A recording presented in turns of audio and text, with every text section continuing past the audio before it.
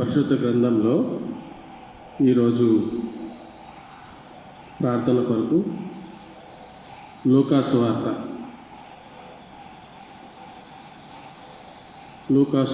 9వ అధ్యాయము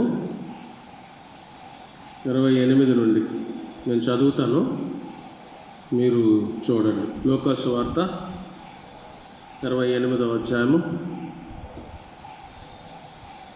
క్షమించాలి, లూకా సువార్త 9వ అధ్యాయం.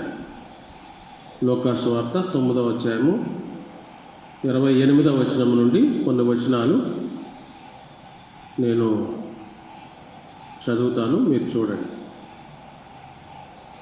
ఈ మాటలు చెప్పినది మొదలుకొని రమారమి 8 దినములు అయిన తర్వాత ఆయన పేతురును, యోహానును, యాకోబును వెంటబెట్టుకుని ప్రార్థన చేయుటకు ఒక కొండ ఎక్కెను. ఆయన ప్రార్థించుచుండగా ఆయన ముఖరూపము మారెను. ఆయన వస్త్రములు తెల్లనివై దగదగా మెరిసెను. మరియు 2 పురుషులు ఆయనతో మాట్లాడుచుండిరి. వారు మోషే, ఏలియా అనువారు. వారు మహిమతో అగపడి ఆయన యెరూషలేములో నెరవేర్చుకో నిర్ణయమును గూర్చి మాట్లాడుచుండిరి.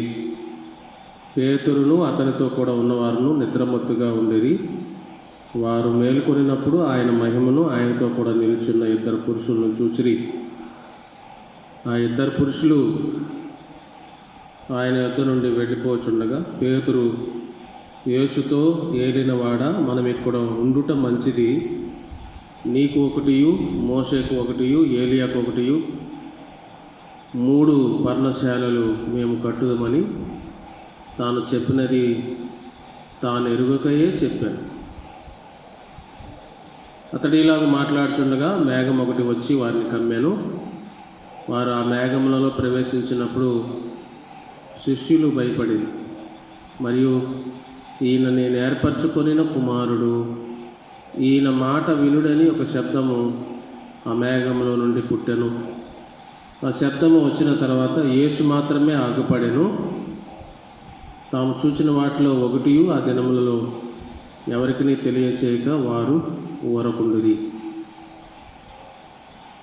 సహాయం కొరకు చిన్న ప్రార్థన చేస్తుంది. ప్రేమ కలిగిన మా తండ్రి, పరిశుద్ధమైన మా ప్రభువా, మీ పాద సన్నిధిలో ప్రార్థిస్తున్నాం. ఇచ్చిన ఈ సమయాన్ని బట్టి మీకు వందనాలు. ఈరోజు ప్రార్థనా కూడిక కొంత సమయం ప్రార్థించాలని ముఖ్యమైన అంశాలు, మందిర అక్కర్లు, అలాగే విశ్వాసుల యొక్క బలహీనతలు, అట్లాగే కరోనా వైరస్ సంబంధమైనటువంటి పరిస్థితుల వల్ల కలిగిన భయము, సహవాసాన్ని కోల్పోయే విషయము, ఈ విషయాలన్నీ మీ సన్నిధిలో ప్రార్థించాలని నిర్ణయించిన రీతిగా ఈ కూడిక జరిగిస్తుండగా మీరే సహాయం దయచేయమని, నన్ను కూడా బలపరచమని, శిలువ చాటును మరుగుపరచమని, మేము కొద్దిసేపు ప్రార్థన చేయటకు సహాయపడమని యేసుక్రీస్తు వారి అతి పరిశుద్ధ నామమున మిక్కిలి వినయముగా బ్రతిమలాడి వేడుకుంటున్నాం తండ్రి, ఆమేన్. ఈ లూకా సువార్తలో 9వ అధ్యాయంలో నా యేసుప్రభు వారు ప్రార్థన చేసినటువంటి సంగతి, ఆ తర్వాత అక్కడ ఆ విషయం తర్వాత జరిగినటువంటి సంగతులు ఇక్కడ రాయబడ్డాయి. తర్వాత జరిగినటువంటి పరిణామాలు, ఆయన పేతురును, యోహానును, యాకోబును వెంటబెట్టుకుని ప్రార్థన చేసేటువంటి విషయంలో ఈ సంగతి మనం చదివినప్పుడు ఇక్కడ పేతురున్నాడు, యోహాను ఉన్నాడు, యాకోబు కూడా ఉన్నాడు. ప్రార్థన చేయటానికి ఒక కొండ ఎక్కి వెళ్ళినట్లుగా మనం చూస్తున్నాం. ఇక్కడ యేసు ప్రభుతో పాటు మరి 2 ఉండుట సంగతి మనం చూసినప్పుడు మనము ముఖ్యంగా మత్తయి సువార్తలో ఒక మాట తప్పనిసరిగా జ్ఞాపకం చేసుకోవాలి. మత్తయి సువార్త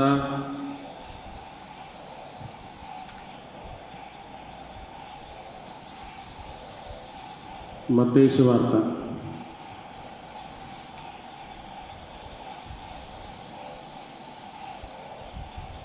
18వ అధ్యాయం. మత్తయి సువార్త 18వ అధ్యాయం.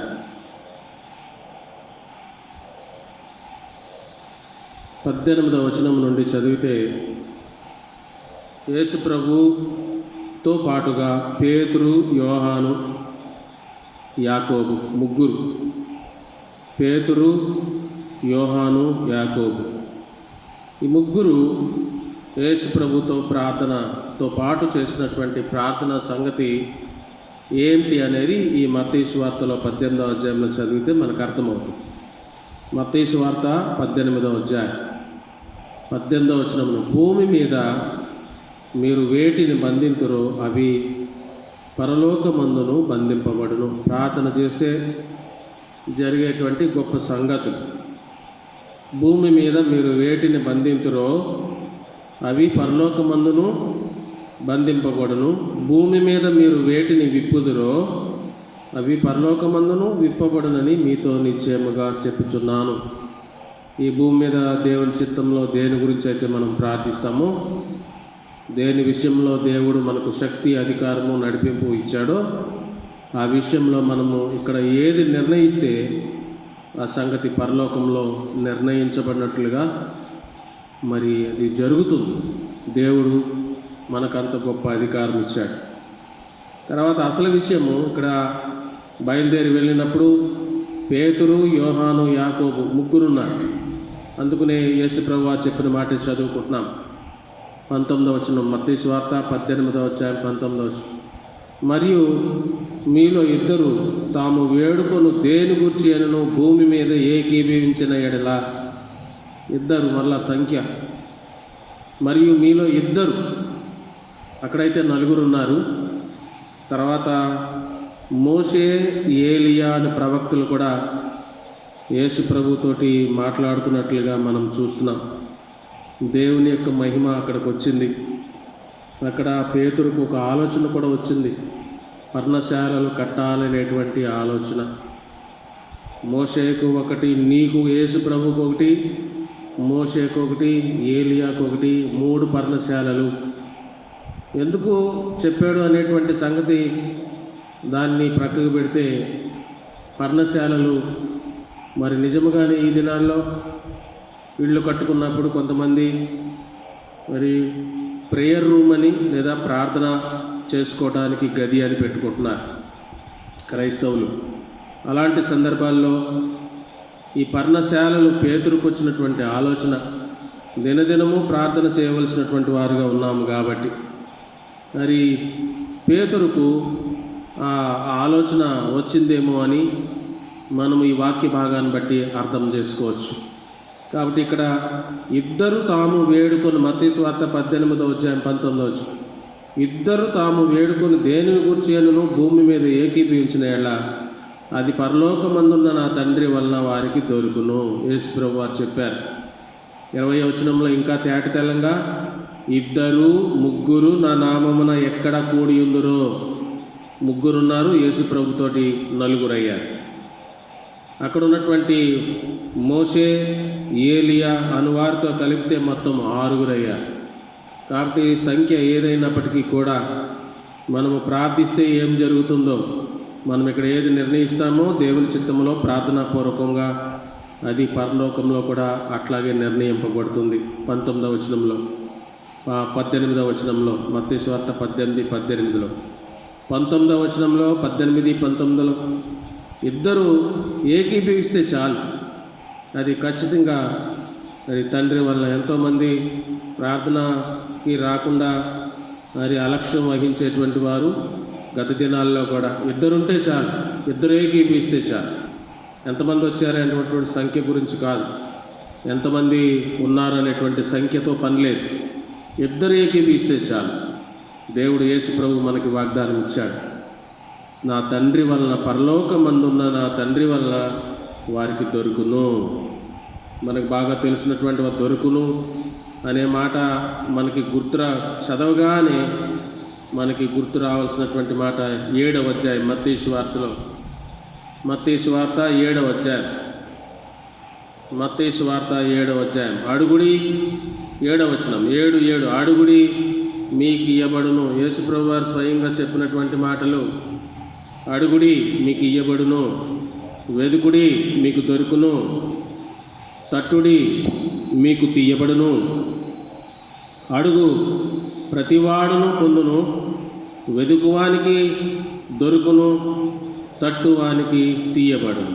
దొరుకును అనేటువంటి మాటకు వెదుకువానికి దొరుకును. ఏ అవసరతలో ఉన్నా దేవుని దగ్గరకు వచ్చి మనం ప్రార్థించినప్పుడు, ఈ దినాల్లో అయితే అన్ని అవసరతలే. ప్రతి వర్గం, సమాజంలో ఉన్న ప్రతి వర్గానికి సంబంధించినటువంటి వారు ఎంతో నష్టపోయి చితికిపోయినటువంటి వారిగా ఉన్నారు.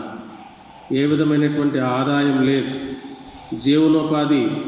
ఎంతోమంది మరి పేదలు, మరి పేద వలస కూలీలు లేదా కూలి పని చేసుకునేటువంటి వారు, ఒక ప్రాంతం నుండి మరొక ప్రాంతానికి పోయేటువంటి వారు ఎన్నో కష్టాలు పడేటువంటి ఈ రోజు కరోనా వైరస్ వచ్చినటువంటి ఆ వ్యాధి వలన, కరోనా వైరస్ మరి సోకితే వచ్చేటువంటి నష్టం వలన ఎంతోమంది జీవనోపాధి కోల్పోయారు. ఇలాంటి సందర్భాల్లో మన ప్రార్థన చేయటం ఎంత అవసరం. అడుగుడి మీకు ఇయ్యబడును, వెదుకుడి మీకు దొరుకును, తట్టుడి మీకు తీయబడును. అడుగు ప్రతివాడును పొందును, వెదుకువానికి దొరుకును, తట్టువానికి తీయబడును. అంటే ఈ వాక్యాన్ని మనం గుర్తు చేసుకుంటూ అట్లా ప్రార్థించారు. అక్కడ మోషే ఆయన ప్రార్థించుచుండగా ఆయన ముఖరూపము మారెను. పరిశుద్ధత. ఆయన ప్రార్థన చేసేటప్పుడు ఆయన వస్త్రములు తెల్లనివై దగదగ ఆయనలో ఉన్నటువంటి పరిశుద్ధతకు సాదృశ్యముగా ఉంది.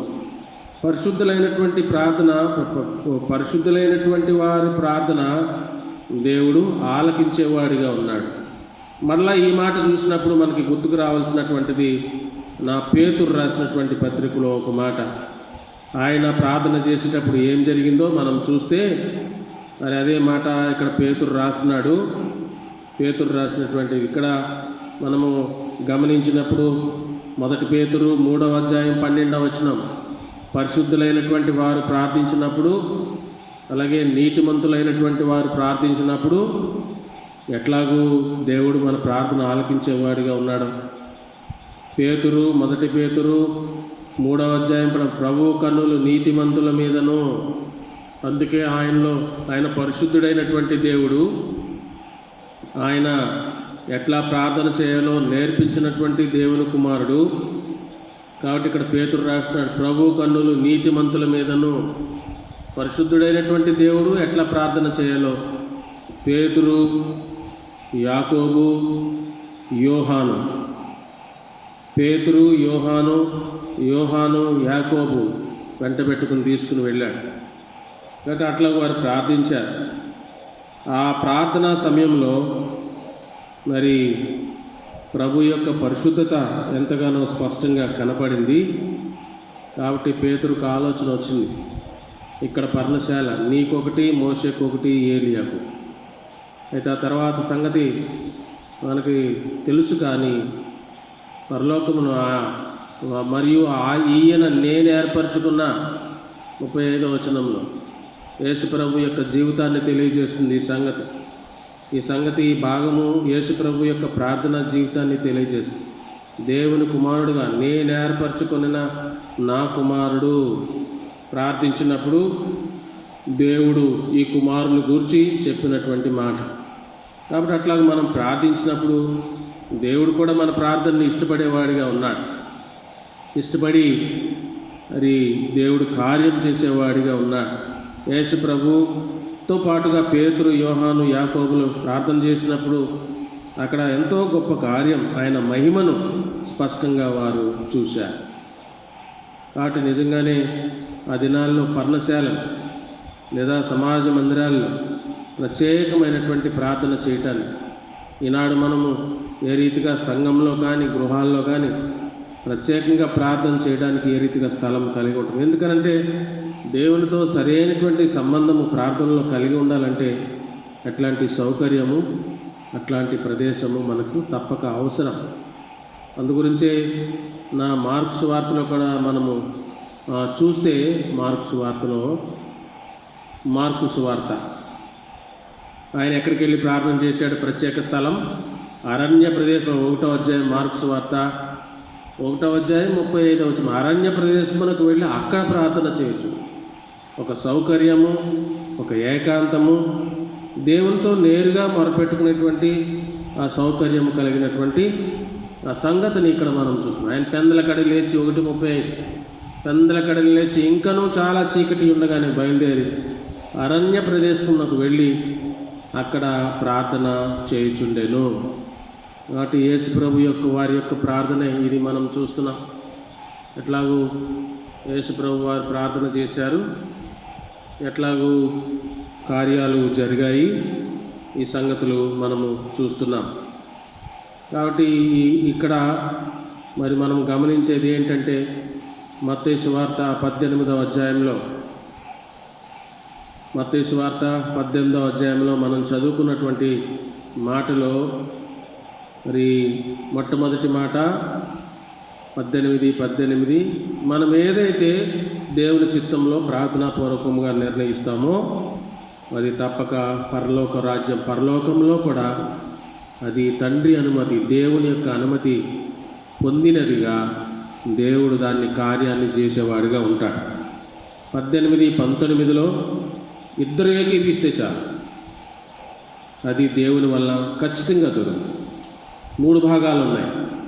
ఒకటి, ఏమైతే మనం నిర్ణయిస్తామో ప్రార్థనాపూర్వకముగా దేవుని చిత్తంలో ప్రార్థనలో మనం కోరుతామో దేవుడు తప్పక పరలోకమందు కూడా అదే నిర్ణయాన్ని జరిగించేవాడిగా ఉంటాడు.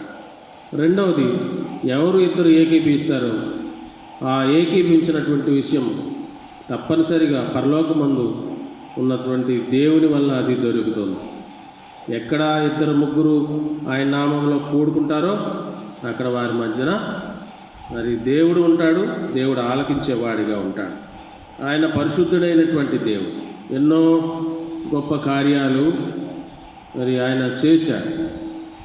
ఇంకొక చోట మనం 9వ అధ్యాయంలో లూకాసు వార్తలు చూస్తే 18వ వచనంలో, లూకాసు వార్త 9వ అధ్యాయం 18వ వచనంలో, ఒకప్పుడు ఆయన 9 లూకాసు వార్త 18వ వచనం, ఒకప్పుడు ఆయన ఒంటరిగా ప్రార్థన చేయుచుండగా ఆయన శిష్యులు ఆయన యొద్ద ఉండిరి.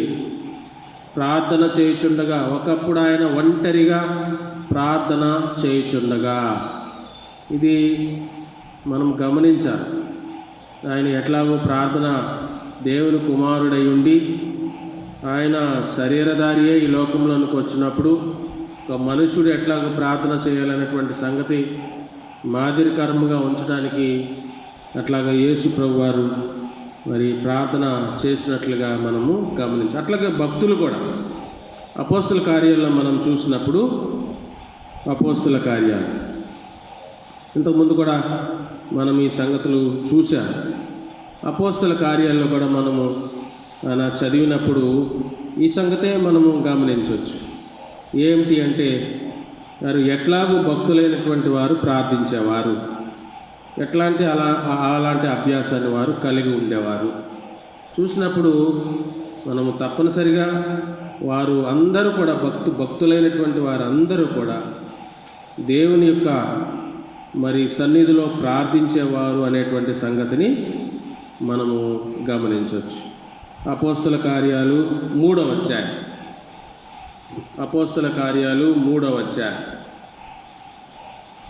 మొదటి నుండి మనము చూసినప్పుడు, పగలు 3 గంటలకు ప్రార్థనా కాలమున, గమనించాలి ఈ మాట, మరలా యేసు ప్రభు ఒంటరిగా ప్రార్థించాడు, వెళ్ళి అరణ్య ప్రదేశంలో ప్రార్థించాడు. తర్వాత మరి పేతురు, యాకోబు, యోహానుని వెంట పెట్టుకుని వెళ్ళాడు. అక్కడ మోషే ప్రవక్త, ఏలియా ప్రవక్త, మోషే ప్రవక్త అక్కడికి వచ్చినట్లుగా మనం చూస్తాం. పేతురుకు పర్ణశాలలు కట్టించాలనేటువంటి ఆలోచన, మరి దేవుని మహిమ కొరకు అక్కడ ప్రార్థన చేసే విధముగా మనం అట్లా అర్థం చేసుకోవచ్చు. కాబట్టి ఇక్కడ కూడా మనం చూసినప్పుడు 3వ అధ్యాయం అపోస్తల కార్యంలో మొదటి నుండి, పగలు 3 గంటలకు ప్రార్థనా కాలమున పేతురును, యోహానును దేవాలయమునకు ఎక్కి వెళ్ళుచుండగా ప్రార్థనా కాలమున, మరలా ఇక్కడ అదే చదువుతాం, ప్రార్థనా కాలమున పేతురును యోహాను దేవాలయమునకు ఎక్కి వెళ్ళుచుండగా పుట్టినది మొదలుకొని కుంటివాడని ఒక మనుషుడు, మనకందరికీ తెలుసు ఎంత ఏం సంగతి జరిగింది అని. అసలు శిష్యులైనటువంటి వారికి ఇచ్చిందే మరి దేవుడు ఒక గొప్ప వరాన్ని మత్తయి సువార్తలో 10వ అధ్యాయంలో ఇచ్చినట్లుగా మనం చూస్తాం. 10వ అధ్యాయం మత్తయి సువార్త 10వ అధ్యాయం 2వ వచనం. 12 మంది అపోస్తుల పేర్లు ఏమనగా, ఇది అపోస్తుల గురించి, అంటే యేసుప్రభు యొక్క శిష్యుల గురించి రాయబడినటువంటి మాట. తర్వాత 7వ వచనం నుండి 10వ అధ్యాయంలో 7వ వచనం చదివితే, ఇశ్రాయేలు వంశంలోని నశించిన గొర్రెల యొద్దకే వెళ్ళుడి. ఎందుకంటే నశించిన దాన్ని వెతికి రక్షించడానికే మనుష్య కుమారుడు ఈ లోకంలోనికి వచ్చాడు. కాబట్టి ప్రార్థన చేయటం ద్వారా ఎంత గొప్ప కార్యాలు చేయొచ్చో యేసుప్రభు వారు ఆయన మాటపూర్వకంగా ఇక్కడ చెప్తున్నటువంటి సంగతి, మీరు వెళ్ళండి, సువార్తను, పరలోక రాజ్యం సమీపించి ఉన్నదని ప్రకటించండి. 7వ వచనం, రోగులను స్వస్థపరచుడి, చనిపోయిన వారిని లేపుడి. దేవుడు ఇంత శక్తి ఇచ్చాడు, ప్రార్థన చేస్తే చాలు. రోగులను స్వస్థపరచుడి, చనిపోయిన వారిని లేపుడి, కుష్ఠరోగులను శుద్ధులుగా చేయుడి, దయ్యములను వెళ్ళగొట్టుడి, ఉచితముగా పొందితిరి ఉచితముగా ఇయ్యుడి. యేసు ప్రభు తన శిష్యులైనటువంటి వారికి, అపోస్తలైనటువంటి వారికి, విశ్వాసులైనటువంటి వారికి ఇచ్చినటువంటి గొప్ప ఆధిక్యత. దీన్ని మనం ప్రార్థించి దేవుని దగ్గర పొందేవారిగా ఉండాలి. అందుకనే ఇదే మత్తయి సువార్తలో చూడండి, 8వ అధ్యాయంలో ఒక చిన్న మాట చూసి మనం ప్రార్థన చేసుకుందాం. మత్తయి సువార్త 8వ అధ్యాయము 5వ వచనం నుండి, ఆయన కపెర్నహూములో ప్రవేశించినప్పుడు ఒక శతాధిపతి ఆయన యొద్దకు వచ్చి, మాటలు గమనించాలి. ప్రార్థన చేసేటప్పుడు ఎలా పడితే అట్లా ప్రార్థన చేస్తాం మనం. అందులో వినయం కనపడదు, అందులో విధేయత కనపడదు, అందులో భక్తి ప్రపత్తులు అసలు కనపడదు, దేవుడంటే భయం కనపడదు ఆ మాటలు. కానీ ఇక్కడ మనం ఈ ప్రార్థన, ఈ శతాధిపతి పలికినటువంటి మాట మనము చూసి ప్రార్థనలో మన మాటలను ఎంత పొదుపుగా ఉంచుకోవాలో దాన్ని కూడా మనం గమనించాలి. ప్రభువా, నా దాసుడు పక్షవాయువుతో మిగులు బాధపడుచు ఇంటిలో పండి ఉన్నాడని చెప్పి ఆయనని వేడుకొనెను. యేసు, నేను వచ్చి వారిని స్వస్థపరిచేదనని అతనితో చెప్పగా, నా శతాధిపతి, ప్రభువా, నీవు నా ఇంటిలోనికి వచ్చుటకు నేను పాత్రుడను కాదు. ఒక అధికారి, శతాధిపతి ఎంతో వినయంగా ప్రభువు దగ్గర ఎట్లాగూ మనం మెలగాల, ఎట్లాగూ మాట్లాడాలనేటువంటి సంగతి బాగా ఎంతో స్పష్టంగా కనపరిచిన వాడు. నీవు మాట మాత్రం సెలవుము, అప్పుడు నా దాసుడు స్వస్థపరచబడును. నేను కూడా అధికారములకు, ఇక్కడ గమనించవచ్చు, నేను కూడా అధికారములకు లోబడిన వాడును. నా చేతి కింద సైనికులు ఉన్నారు. నేను ఒకరిని పొమ్మంటే పోవును, ఒకరిని రమ్మంటే వచ్చును, నా దాసుని పని చేయమంటే చేయను అని యేసు మాట విని ఆశ్చర్యపడి వెంట వచ్చుచున్న వారిని చూచి, ఇశ్రాయేల్లో నేను ఎవరికైనాను నేను ఇంత విశ్వాసం ఉన్నట్టు చూడలేదని నిత్యముగా మీతో చెప్పుచున్నాను. తర్వాత చివరిలో 13వ వచనంలో యేసు అంతటి యేసు, ఇక వెళ్ళుము. ఎంతో నచ్చింది తను చెప్పిన మాటలు. ప్రార్థన పూర్వకముగా విధేయతతో ప్రభు సన్నిధిలో పలికినటువంటి మాట లేదా ప్రార్థన ఎంతో నచ్చింది. అప్పుడు యేసు ప్రభు చెప్తున్నాడు, ఇక నువ్వు వెళ్ళు, నువ్వు విశ్వసించిన ప్రకారం నీకు అవునుగా కానీ శతాధిపతితో చెప్పిన. ఆ గడియలోనే అతని దాసుడు స్వస్థత పొందెను. అంటే ఈ విషయాలు మనం గుర్తుపెట్టుకోవాలి. అలా ప్రార్థన చేయాలి. అలా ప్రార్థన చేసినప్పుడు దేవుడు తప్పక ఈ పరిస్థితులన్నీ మార్చగలడు. మనం ఎట్లా ప్రార్థన చేయాలో విశ్వాసంతో, వినయము, విధేయతతో ప్రభు దగ్గరికి వచ్చినప్పుడు ఎంతో జాగ్రత్తగా ప్రార్థించిన వారముగా శతాధిపతి వలె ఉంటే తప్పక దేవుడు మన ప్రార్థన ఆలకిస్తాడు. ప్రార్థన చేస్తుంది.